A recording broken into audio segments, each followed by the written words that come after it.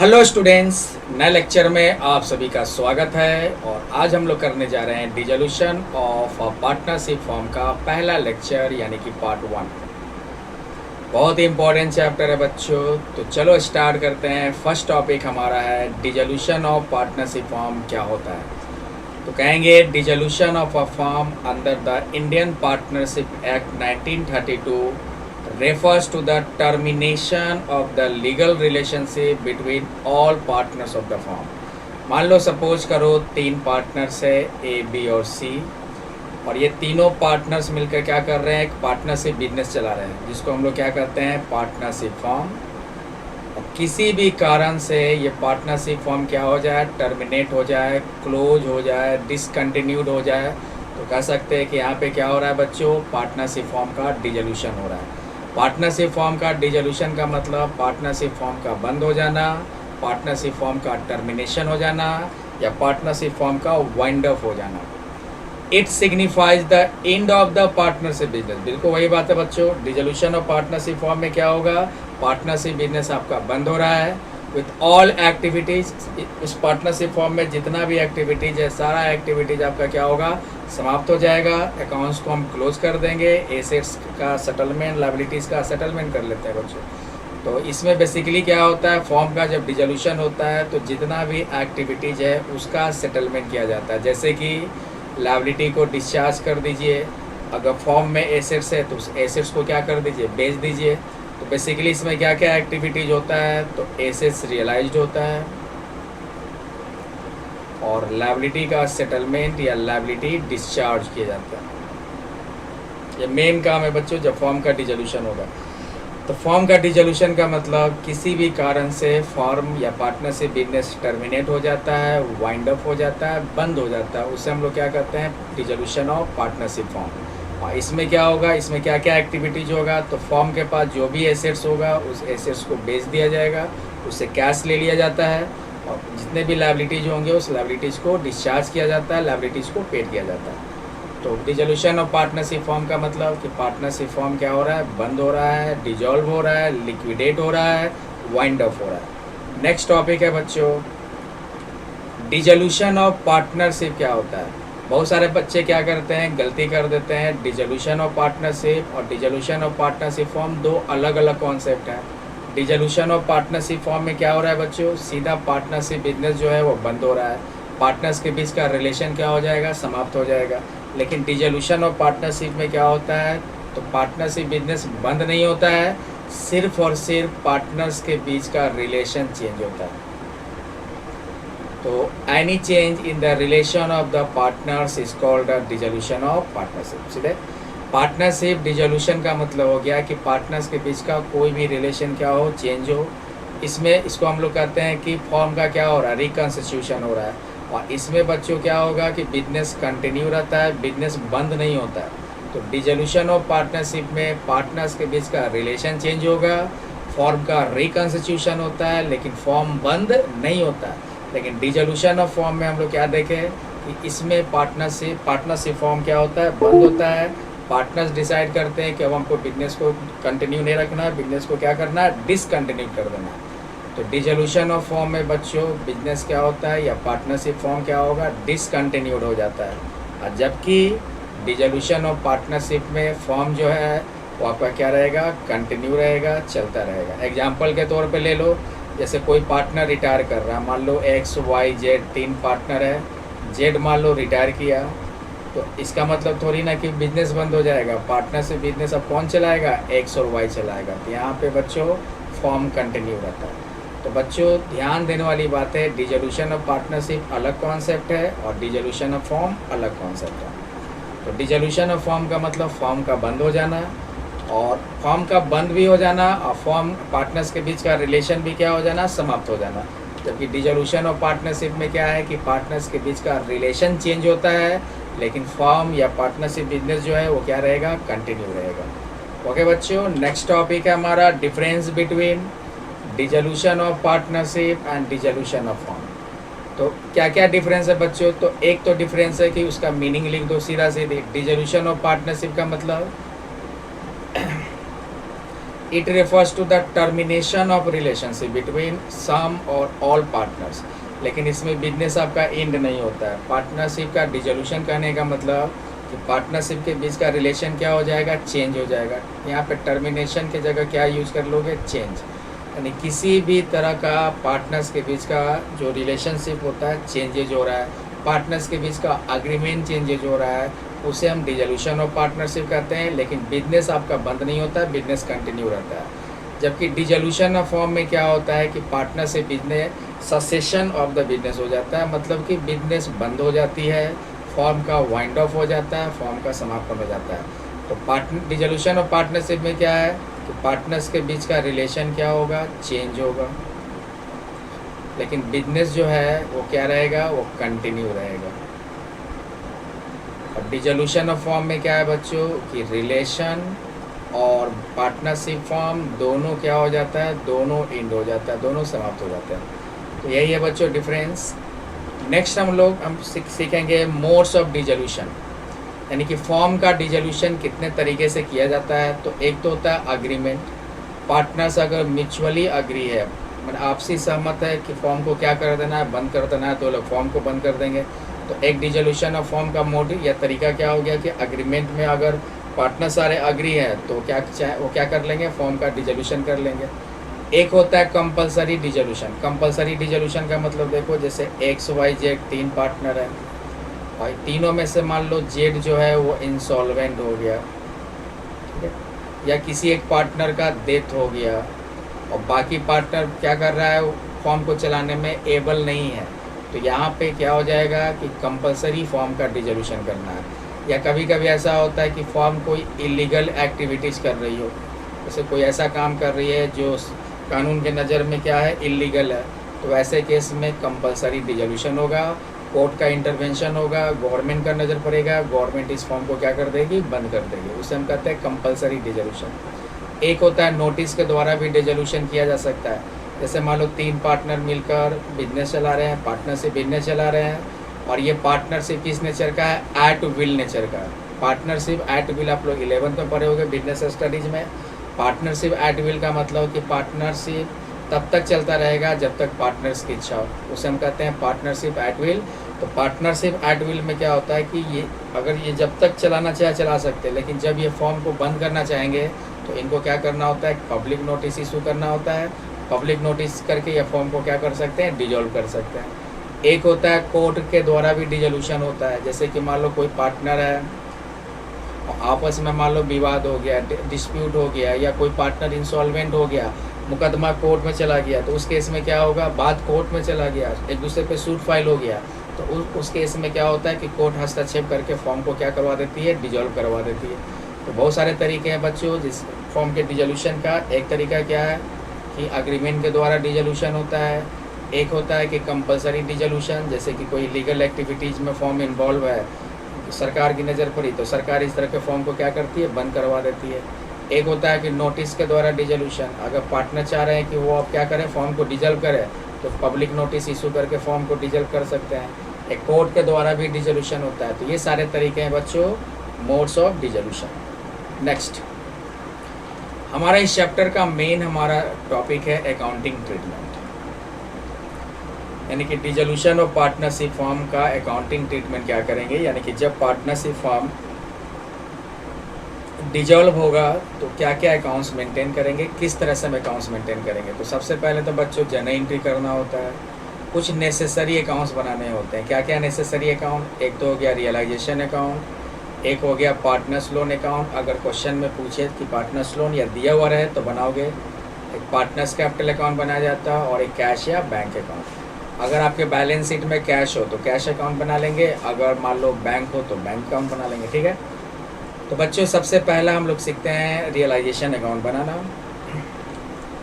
तो पहले realisation account बनाने से पहले हम सीखते हैं या जानते हैं रियलाइजेशन अकाउंट होता क्या है। तो देखो, realisation account is prepared where there is a dissolution of a partnership form, यानी कि रियलाइजेशन अकाउंट वह अकाउंट है जिसे हम कब बनाते हैं, जब फॉर्म का डिसोल्यूशन होता है, और यह बाय नेचर क्या है, नॉमिनल अकाउंट होता है। और इसमें हम क्या रिकॉर्ड करते हैं, तो एसेट्स और लायबिलिटीज़ को उसके बुक वैल्यू पर रिकॉर्ड करते हैं। बुक वैल्यू का मतलब बैलेंस शीट में एसेट्स और लायबिलिटी जिस वैल्यू पे दिया रहेगा उस वैल्यू को बुक वैल्यू कहते हैं। इसको हम लोग कैरिंग अमाउंट भी कहते हैं। क्या कहेंगे?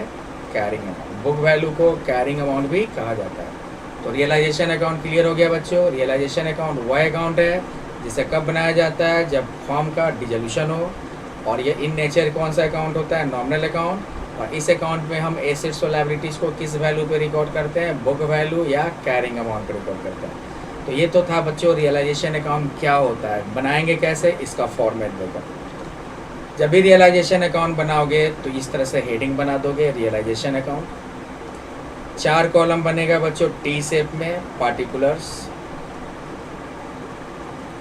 अमाउंट, फिर हो जाएगा पार्टिकुलर्स, फिर हो जाएगा आपका अमाउंट। ये क्रेडिट हो गया और इधर डेबिट हो गया। ठीक है बच्चों। जब भी रियलाइजेशन अकाउंट बनाएंगे तो आपके पास क्या क्या दिया रहेगा क्वेश्चन में? तो बैलेंस शीट दिया होगा, यानी कि फॉर्म का डिसोल्यूशन हो रहा है तो पहले फॉर्म का हम अकाउंट्स क्लोज कर देंगे, मतलब बैलेंस शीट बनाकर हमने अकाउंट्स को क्या कर दिया, पहले हम मेन जो अकाउंट्स का काम है अकाउंट्स का काम कंप्लीट करेंगे, उसके बाद अकाउंट सेटल करेंगे। तो बैलेंस शीट इस तरह से दिया रहेगा। इधर आपका कैपिटल होता है और लायबिलिटीज होता है। इधर आपका क्या होगा? एसेट्स होगा, कैश होगा, यही सब होगा ना, बैंक बैलेंस होगा।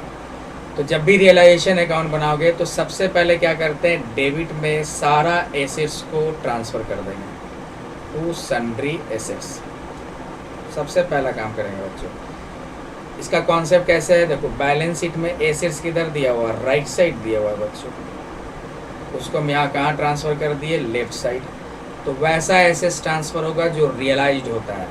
कैश बच्चों रियलाइज नहीं होता है, बैंक रियलाइज नहीं होता है, क्योंकि कैश मान लो 100 रुपये का आपका कैश है, उसको मार्केट में बेचोगे क्या? कभी सुने हो कैश को बेचते हुए, बैंक को बेचते हुए? नहीं ना।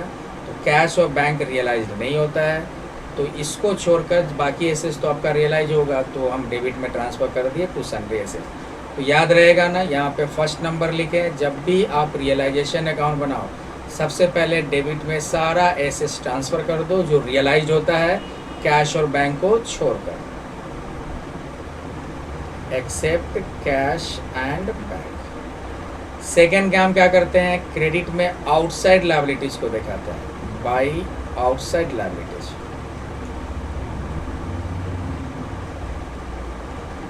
आउटसाइड लायबिलिटीज में क्या क्या आ जाएगा? जैसे क्रेडिटर हो सकता है, बिल पेबल हो सकता है, बैंक लोन ले लो, आउटस्टैंडिंग एक्सपेंस ले लो, बैंक ओडी ले लो, ओवरड्राफ्ट, बहुत सारे होते हैं आउटसाइड लायबिलिटी। आउटसाइड लायबिलिटी में दोनों तरह का, चाहे वो शॉर्ट टर्म लायबिलिटी हो या लॉन्ग टर्म लायबिलिटी हो, सबको हम क्रेडिट में दिखा देंगे। अब बच्चों लायबिलिटीज़ कहाँ दिया रहता है? देखो ये लायबिलिटी साइड, मतलब ये लेफ्ट साइड। रियलाइजेशन में कहाँ ट्रांसफ़र कर दिए? राइट साइड, यानी कि क्रेडिट साइड। तो ये 2 काम पहले आपको ध्यान रखने होंगे। जब भी रियलाइजेशन अकाउंट बनाओ तो डेबिट में क्या करोगे? सारा एसेट्स लिख दो कैश और बैंक को छोड़कर, और क्रेडिट में क्या करेंगे? सारा आउटसाइड लायबिलिटीज लिख देंगे। क्या क्या? Creditor, bill payable, bank loan, outstanding expense, bank overdraft. उसके बाद बच्चों हमारे क्वेश्चन में एसेट्स रियलाइज दिया होगा। एसेट्स रियलाइज का मतलब तुम्हारा फॉर्म डिजॉल्व हो रहा है, फॉर्म बंद हो रहा है, तो फॉर्म जो भी एसेट्स को यूज़ कर रहा था उसको क्या करेगी? बेचेगी, बेचकर कैश लेगी। तो देखोगे ध्यान से, एसेट्स तो हमने डेबिट में ट्रांसफ़र कर दिए, ये जब रियलाइज होगा तो क्रेडिट में दिखा देंगे। अब बेचेंगे तो क्या मिलेगा? पैसा मिलेगा ना, तो बाई कैश। ब्रैकेट में क्या लिख देंगे? Assets realise. इसका मतलब कि एसेट्स को क्या किया गया? बेचा गया, उससे जो कैश आया उसी का ट्रीटमेंट हमने किया। आप लोग यहाँ पे बैंक भी दे सकते हो, अगर बैलेंस शीट में बैंक हो तो बैंक दे देना, बैलेंस शीट में कैश हो तो कैश दे देना। तो क्या किया हमने बच्चों? एसेट्स रियलाइज का एंट्री यहाँ कर दिया, यानी कि एसेट्स को बेचकर कैश लिया गया। अगर कैश में रियलाइज ना हो, कोई पार्टनर ले ले, मान लो जैसे 2 पार्टनर है एक्स और वाई, तो अगर मान लो एक्स नाम का पार्टनर एसेट्स ले लेगा, तब क्या कर देंगे? बाई कैश के जगह पे एक्स कैपिटल अकाउंट आ जाएगा, कैश के जगह पे एक्स कैपिटल अकाउंट आ जाएगा। ब्रैकेट में लिख देना एसेट्स टेकिंग। तो एसेट्स रियलाइज आपका क्या हुआ? अगर एसेट्स रियलाइज होगा तो बाई कैश, अगर पार्टनर लेता है तो कैश के जगह पे क्या करेंगे? Partners capital account. Fourth number क्या करते हैं, अब लायबिलिटी को डिस्चार्ज करेंगे, लायबिलिटीज पेड करेंगे। तो लायबिलिटी देखो आपका इधर है ना, राइट साइड, लेफ्ट साइड हो जाएगा। पेड किससे करोगे, पैसा से, तो टू कैश लायबिलिटीज पेड। और अगर मान लो वाई ने लायबिलिटी पेड किया तो कैश के जगह पे क्या आ जाएगा, वाइज कैपिटल अकाउंट आ जाएगा, to Y's capital account liability paid. तो लायबिलिटी पेड कहाँ दिखाएंगे, रियलाइजेशन के डेबिट में। अगर हम पैसे से पेड करेंगे तो टू कैश, अगर वाई पेड करेगा तो टू वाइज कैपिटल। उसी तरह खर्च का बच्चों क्या करेंगे, तो एक्सपेंस होगा तो एक्सपेंस को हम डेबिट में, अभी तो पेमेंट ही हो रहा है, तो डेबिट में दिखा दो टू कैश एक्सपेंस। एक्सपेंस मतलब रियलाइजेशन एक्सपेंस हो सकता है, डिजोल्यूशन एक्सपेंस हो सकता है। तो अगर कैश में पेड होता है तो डेबिट में टू कैश एक्सपेंस, और अगर पार्टनर पेड करता है तो क्या लिख देंगे, टू, मान लो पार्टनर का नाम है एक्स पेड कर रहा है तो to X capital account, bracket में क्या दे दो, एक्सपेंस दे दो। अब बच्चों दोनों साइड बैलेंस कर लोगे, इधर घटेगा आपका तो क्या कहलाएगा, प्रॉफिट। प्रॉफिट ऑन रियलाइजेशन किस में बांट देंगे, partners capital account, partners capital account. Partner का नाम मान लो दो है, एक्स और वाई, और किस रेशियो में, तो जो रेशियो दिया रहेगा उसी रेशियो में बांट देंगे, गिवन रेशियो। और ये क्या है, प्रॉफिट ऑन रियलाइजेशन। सिमिलरली अगर आपका क्रेडिट में घटता है तो लॉस ऑन रियलाइजेशन होगा, उसको भी किस में ट्रांसफ़र कर देते हैं, बाई पार्टनर्स कैपिटल अकाउंट।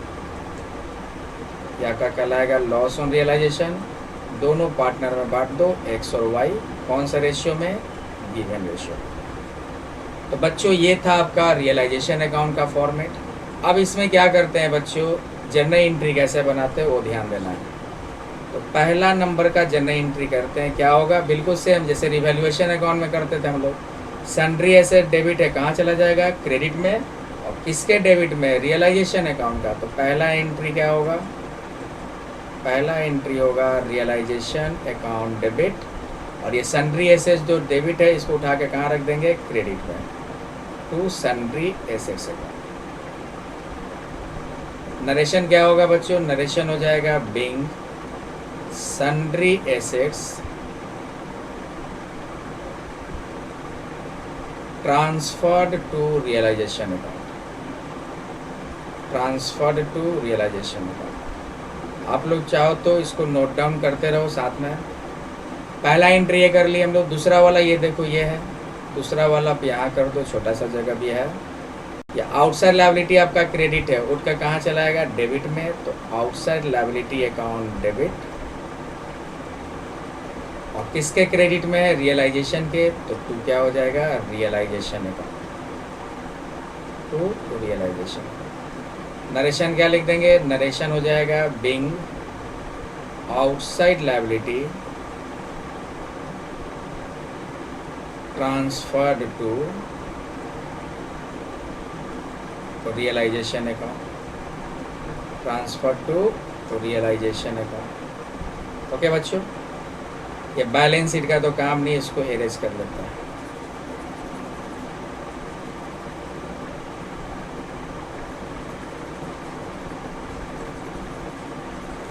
एक सेकेंड बच्चों, अब एक दो एंट्री इसमें और हो सकता है।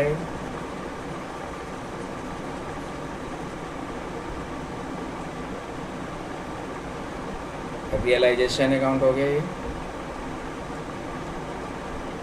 थर्ड एंट्री क्या करेंगे बच्चों, अगर एसेस रियलाइज होगा तो देखो क्या है, कैश में रियलाइज हो रहा है ना, तो कैश आ रहा है, तो कैश आपका, कैश यहाँ क्रेडिट है, उठकर कहाँ चला जाएगा, debit. Cash account debit to क्या हो जाएगा बच्चों, रियलाइजेशन अकाउंट।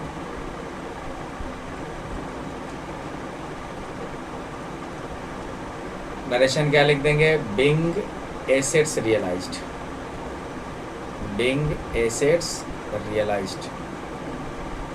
अगर पार्टनर ले रहा है कैश के जगह पे, पार्टनर का नाम क्या था, एक्स, एक्स कैपिटल आपका क्रेडिट उठकर कहाँ चलाएगा, डेबिट में, तो हो जाएगा X capital account debit, to हो जाएगा realisation account.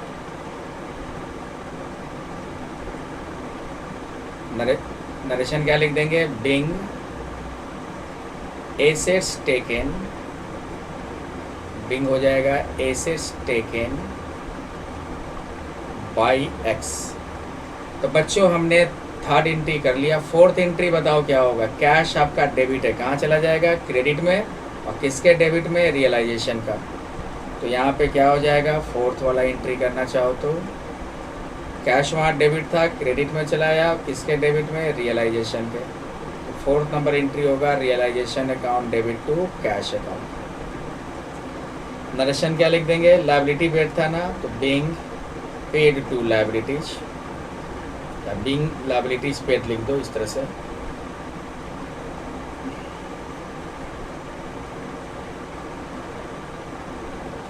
Being liabilities paid.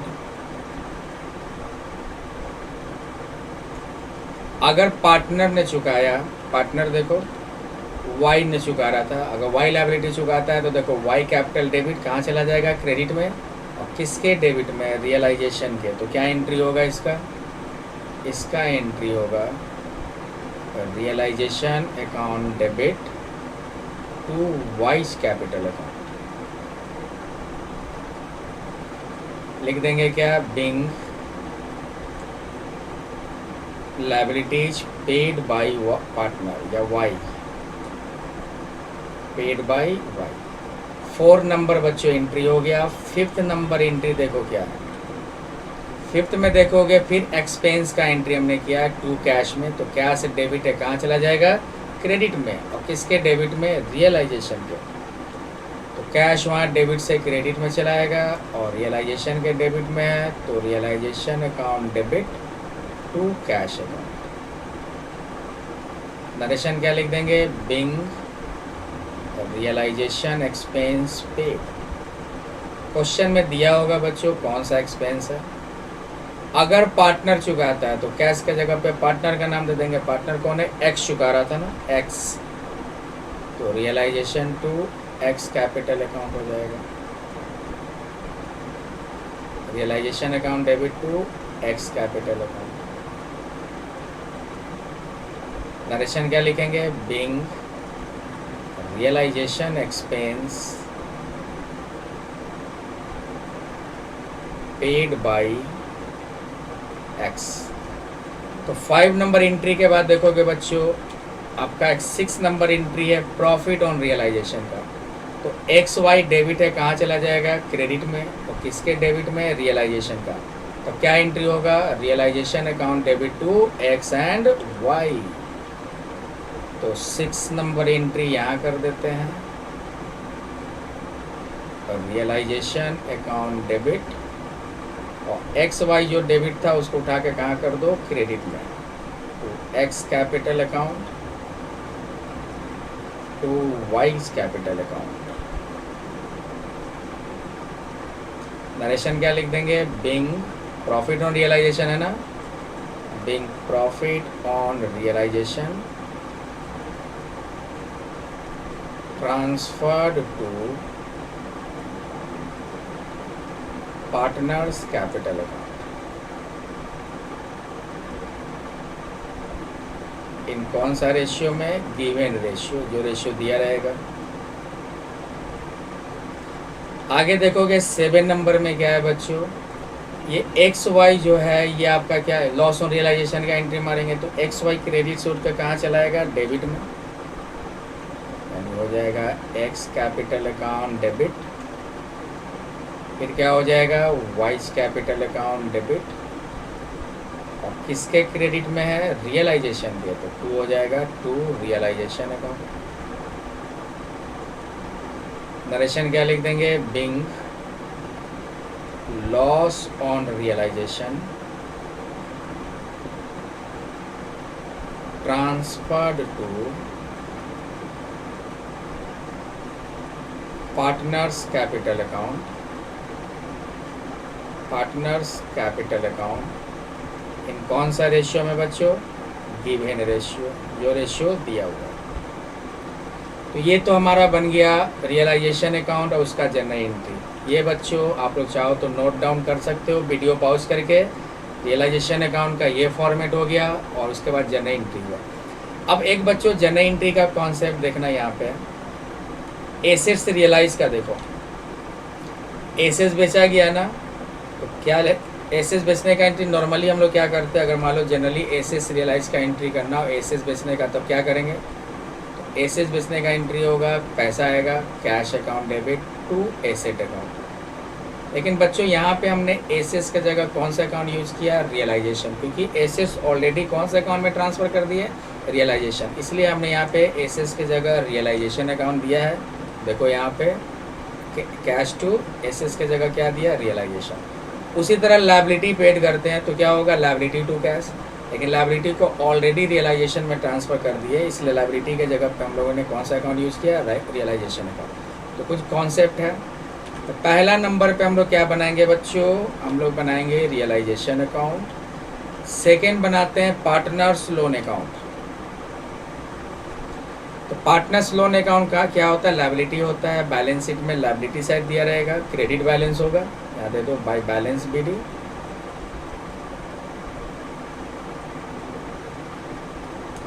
अब इसको क्लोज करना है बच्चों, क्योंकि फॉर्म आपका डिजॉल्व हो रहा है तो सारे अकाउंट्स को क्लोज करना है।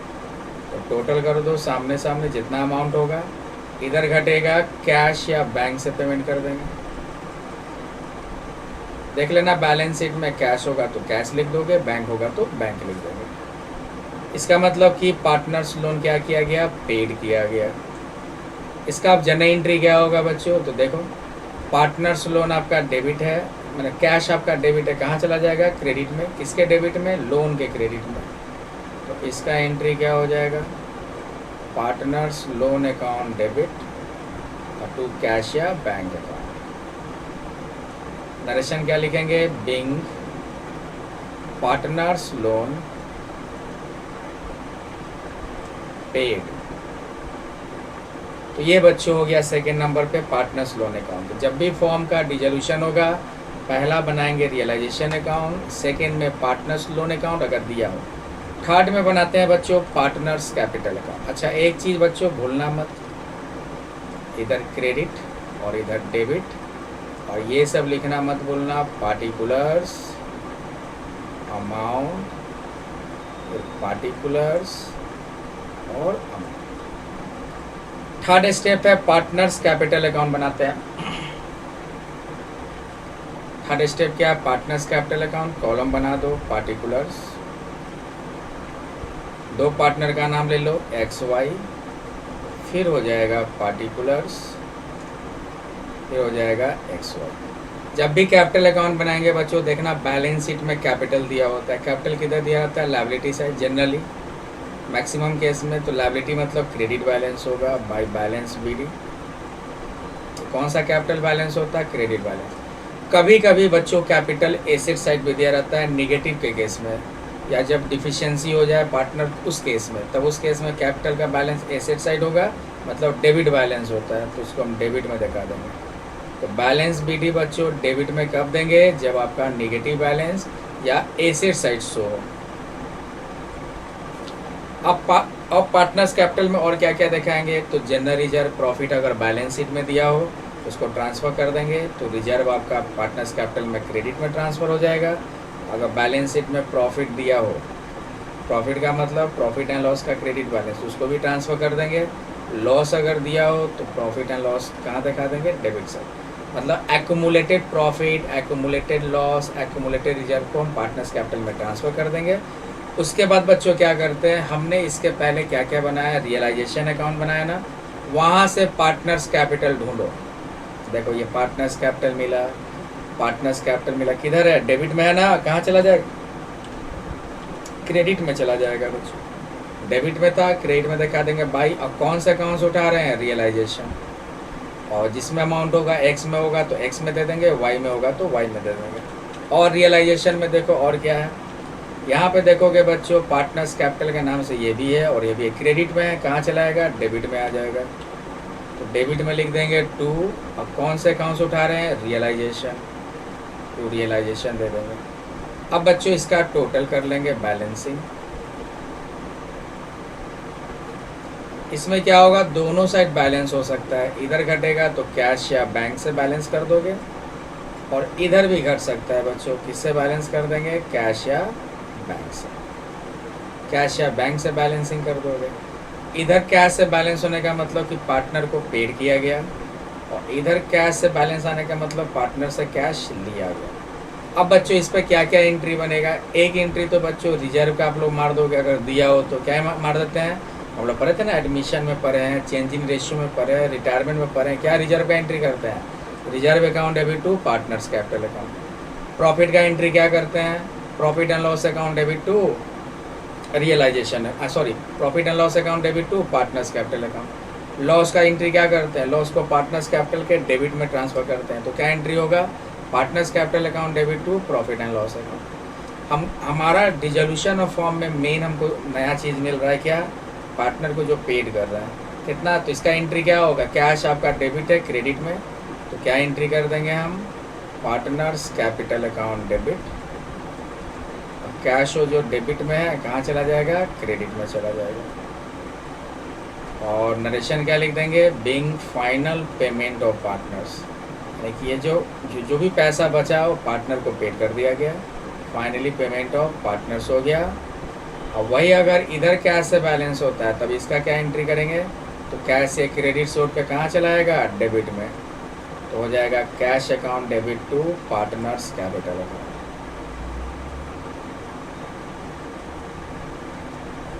इसका मतलब पार्टनर से कैश क्या किया गया? रिसीव किया गया, बीइंग रिसीव्ड ऑफ पार्टनर्स या बीइंग रिसीव्ड फ्रॉम पार्टनर्स।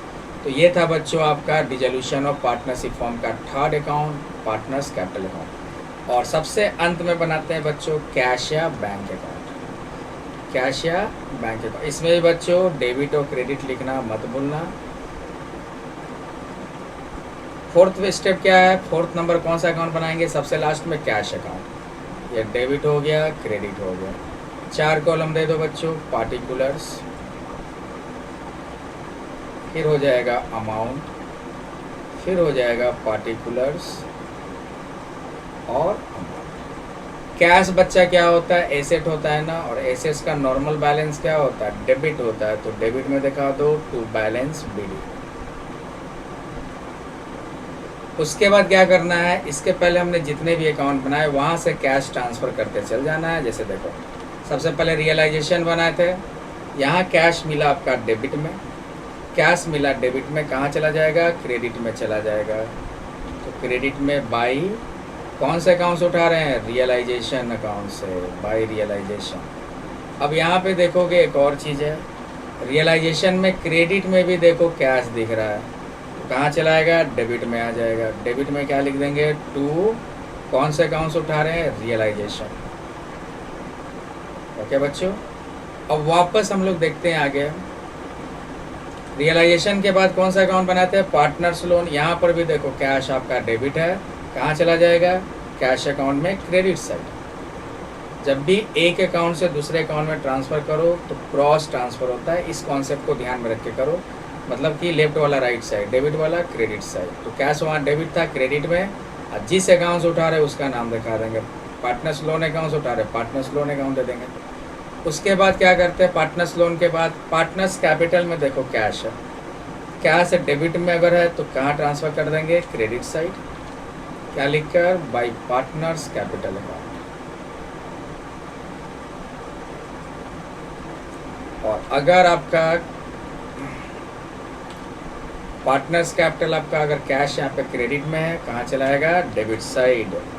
क्या लिख देंगे? To partners capital account. उसके बाद दोनों साइड टोटल करोगे, इक्वल आएगा बच्चों। इक्वल आया तो समझो कि तुमने जो ये डिसोल्यूशन ऑफ फॉर्म का जो अकाउंट्स तुमने बनाया क्या है? एकदम परफेक्ट है, सही है। तो क्या क्या अकाउंटिंग ट्रीटमेंट करना था बच्चों? आप पहले जब भी जर्नल एंट्री पूछे ना तो पहले आप अकाउंट बनाना सीख जाओ। अकाउंट से ही जर्नल एंट्री बनाना आसान होता है। तो सबसे पहले रियलाइजेशन अकाउंट बनाएंगे। ये रहा रियलाइजेशन अकाउंट, कैसे बनता है आप लोग इसको नोट डाउन कर लोगे वीडियो पॉज करके। जर्नल एंट्री बच्चों सीरियल नंबर के हिसाब से हमने दे रखे हैं, आप इसको भी नोट डाउन कर लो सब सीरियल नंबर से। उसका सेकंड में क्या करते हैं? पार्टनर्स लोन अकाउंट बनाते हैं, उसका भी ये आपका जर्नल एंट्री रहा।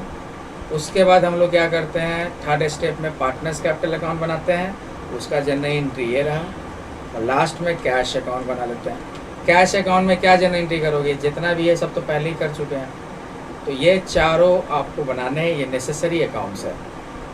तो सारा आप लोग नोट डाउन कर सकते हो, वीडियो पॉज करके नोट डाउन कर लो। चलिए अब हम लोग क्या करते हैं, एक क्वेश्चन करते हैं, एक बच्चों क्वेश्चन करते हैं। X and Y were in partnership, दो पार्टनर्स है एक्स और वाई, उनका रेशियो दिया है profit sharing ratio 3/5 2/5। Balance sheet दिया हुआ है, बैलेंस शीट में क्रेडिटर्स है, रिजर्व फॉर कंटिजेंसी है, बैंक लोन है, कैपिटल अकाउंट है, एसेट्स में cash, investment, debtors, stock, freehold building, furniture है, ठीक है। They decided to dissolve on this date and the assets with the exception of the investment, यानी कि सारा एसेट्स क्या हुआ, इन्वेस्टमेंट और कैश को छोड़कर कितना बेच दिया गया 34,500 में। यानी कैश तो ऐसे भी रियलाइज नहीं होता है, और यहाँ पे मेंशन क्या है कि इन्वेस्टमेंट को भी छोड़कर कितना में एसेट्स रियलाइज हुआ 34,500, यानी कि ये एसेट्स रियलाइज हो गया। इन्वेस्टमेंट है जिसको छोड़कर इतना में रियलाइज हुआ, इन्वेस्टमेंट का मार्केट वैल्यू है जिस डेट को बैलेंस शीट बना है 11,000, उसको वाई नाम का एक पार्टनर ले लिया, यानी एसेट्स टेकन है बच्चों। साथ में who also agreed to discharge the bank loan, Y ने इन्वेस्टमेंट भी लिया और बैंक लोन भी डिस्चार्ज किया, यानी कि वाई नाम का पार्टनर इन्वेस्टमेंट को ले रहा है और बैंक लोन को चुका रहा है। एक्सपेंस ऑफ वाइंडिंग ऑफ कितना दिया 550, यानी कि एक्सपेंस हो गया। क्रेडिटर पेड किया गया 25/15 में। आपको नेसेसरी अकाउंट बनाना है बच्चों, इसमें जनरल एंट्री नहीं बनाना है, अकाउंट बनाना है। तो सबसे पहले क्या बनाएंगे, रियलाइजेशन अकाउंट। पहला काम कर लेते हैं रियलाइजेशन अकाउंट। ये हो गया क्रेडिट, ये हो गया डेबिट, 4 कॉलम ले लेंगे ना, पार्टिकुलर्स, फिर हो जाएगा बच्चों अमाउंट, पार्टिकुलर्स, और हो जाएगा। सबसे पहले क्या करते हैं, पहला काम क्या होता है रियलाइजेशन अकाउंट का, कि डेबिट में सारा एसेट्स ले लेंगे जो रियलाइज्ड होता है। तो सारा एसेट्स लेना है बच्चों, सारा। कैश तो रियलाइज नहीं होगा ना। इन्वेस्टमेंट लेंगे 10,400, तो इन्वेस्टमेंट 10,400। उसके बाद क्या है, इन्वेस्टमेंट के बाद डेटर है बच्चों 9800, तो डेटर हो गया 9800, 9,800। स्टॉक है 4375, स्टॉक है 4375। बच्चे साथ में बनाओ मेरे, स्टॉक है 4375। फ्री होल्ड बिल्डिंग कितना है 22,500, फ्री होल्ड बिल्डिंग हो गया 22,500। सारा ऐसे जो रियलाइज होगा सबको हम रियलाइजेशन के डेबिट में दिखाएंगे। किस वैल्यू पे दिखाते हैं, बुक वैल्यू पे, यानी कि जो बैलेंस शीट में जो वैल्यू दिया है इसी वैल्यू पे दिखा रहे बच्चों। फर्नीचर है 1250, फर्नीचर भी ले लो।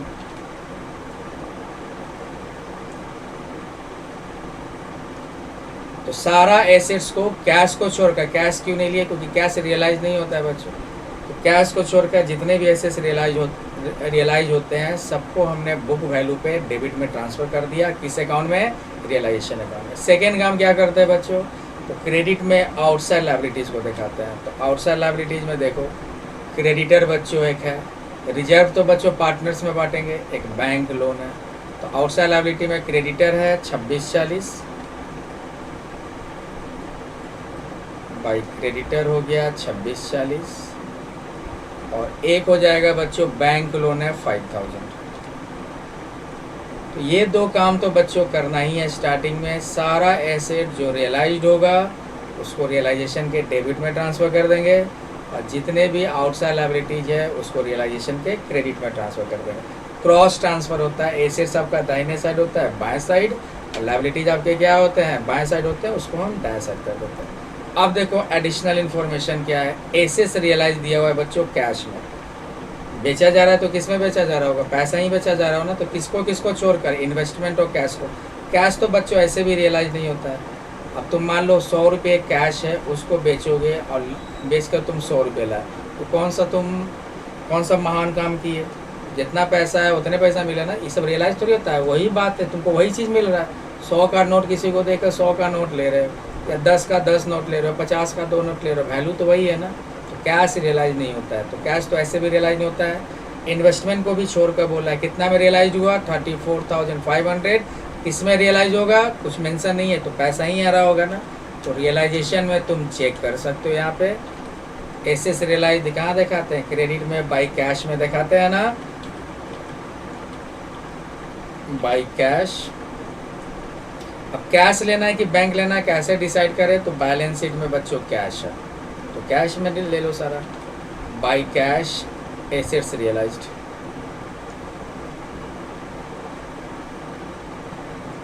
कितना हो जाएगा बच्चों, 34,500, 34,500,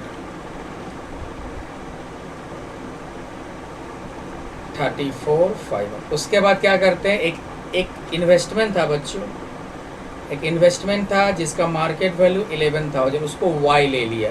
तो बिल्कुल जैसे एसेस रियलाइज होता है ना, पैसे में आ रहा है तो बाई कैश, अगर पार्टनर लेगा तो पार्टनर के नाम से दे देंगे, कौन ले रहा है, वाई ले रहा है, तो बाई वाइज कैपिटल। एसेस टेकन, एसेस क्या आपका इन्वेस्टमेंट है, इन्वेस्टमेंट टेकन। और जितना वैल्यू पे लेगा वही वैल्यू देंगे, 11,000 पे बोला गया 11,000 पे ले लेंगे। साथ में वाई क्या किया, बैंक लोन भी डिस्चार्ज किया बच्चों, यानी कि चुकाया। तो बैंक लोन देखो तो क्रेडिट में है, चुकाएंगे तो इधर क्या लिखेंगे, 2, या तो पैसे में चुकाएंगे तो 2 कैश, पार्टनर चुकाएगा तो पार्टनर के नाम से, तो कौन चुका रहा है, बैंक लोन, वाई चुका रहा है ना, तो 2 वाइज कैपिटल के नाम से दे दो, ब्रैकेट में बैंक लोन पेड। कोई वैल्यू नहीं दिया है तो जो बुक वैल्यू है उसी वैल्यू पे पेड कर देंगे 5,000। और किसने अग्री किया चुकाने के लिए, वाई ने, तो 2 वाइज कैपिटल। पैसे में चुकाते, कैश में चुकाते तो क्या लिखते हैं, 2 कैश। अब बच्चों क्या है, कुछ और दिया है क्या क्वेश्चन में, एक दिया है बच्चों एक्सपेंस है 550, तो एक्सपेंस भी तो पेमेंट ही होगा ना, और कोई पार्टनर का नाम नहीं है तो किस में पेमेंट होगा, कैश में। 2 कैश एक्सपेंस कितना 550। उसके बाद देखोगे क्या है, क्रेडिटर को 25/15 में पेड हुआ, ये भी तो पेमेंट ही हो रहा है, पेड मतलब पैसे से ही पेमेंट करोगे ना, 2 कैश क्रेडिटर पेड कितना है बच्चों, 25/15 है, क्रेडिटर पेड हुआ 25/15।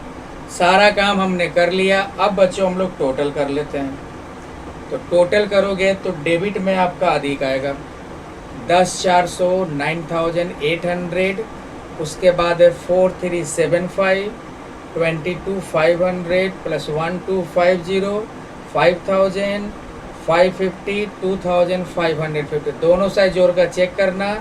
डेबिट में अधिक अमाउंट आएगा कितना, 56,390, 56,390।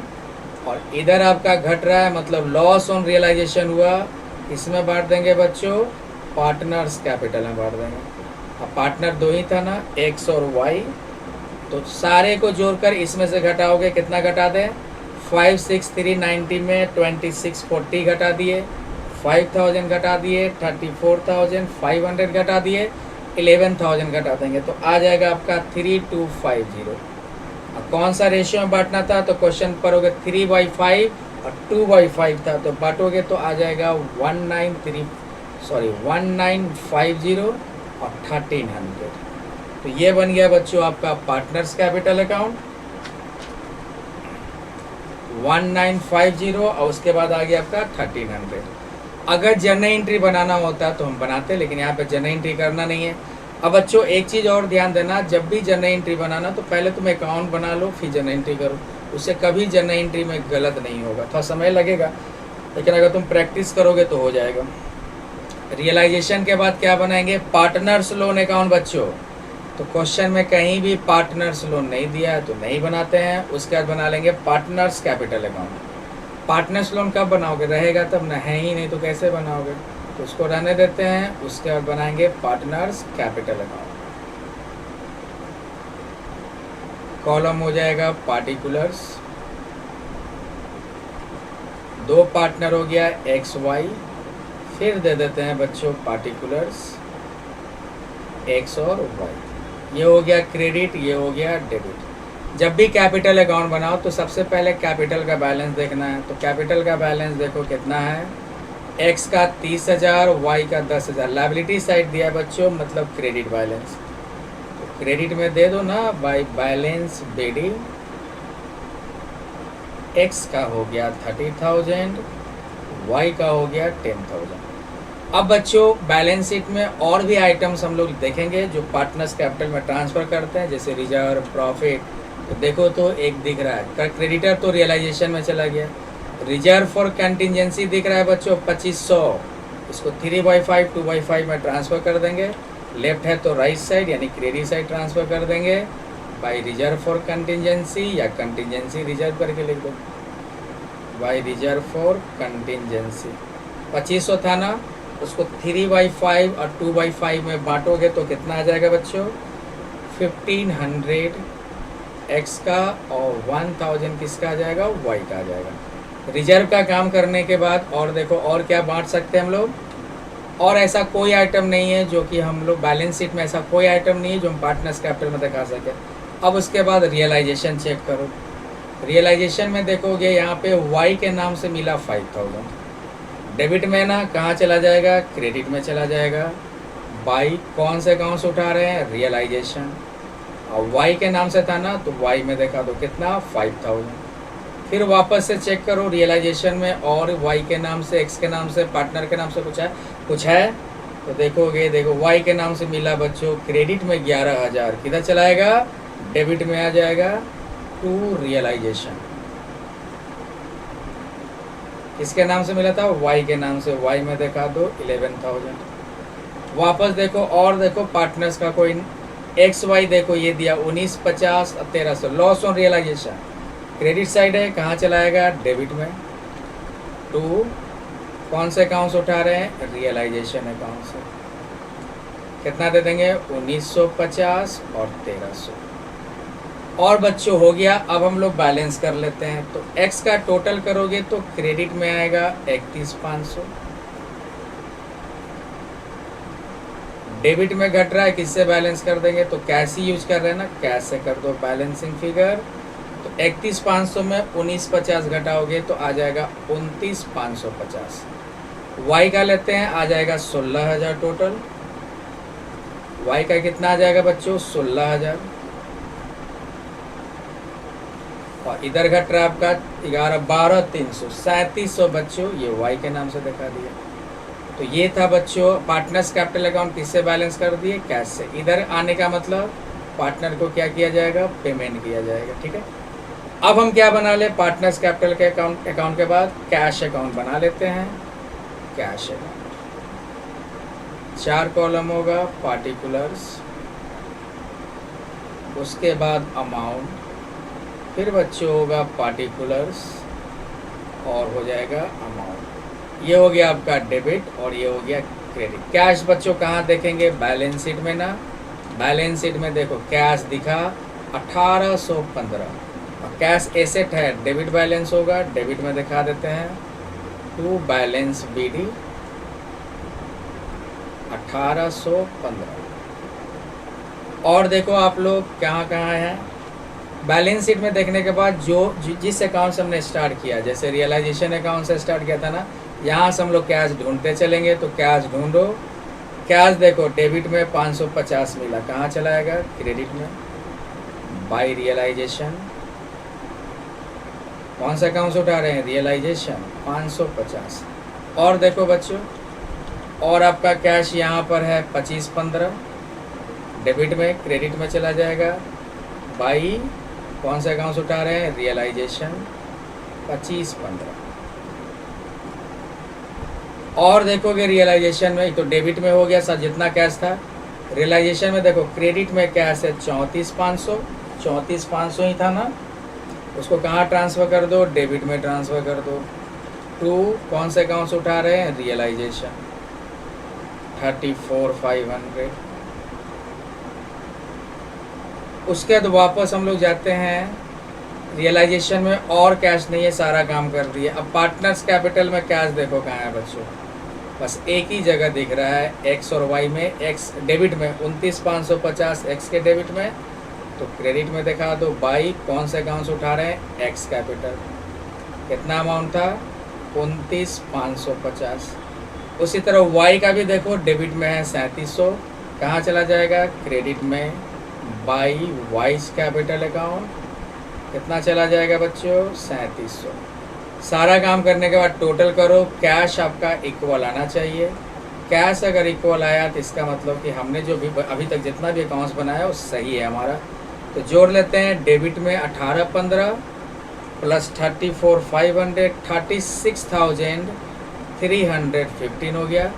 इधर भी जोड़ोगे आपका आ जाएगा 550 प्लस 2515 प्लस 29,550 प्लस 3700, आपका आ गया 36,350। तो बच्चों ये था हमारा आज का lecture, dissolution of partnership form part 1। उम्मीद करता हूँ कि आप लोगों को समझ में आया होगा। फिर हम लोग मिलते हैं नेक्स्ट लेक्चर में।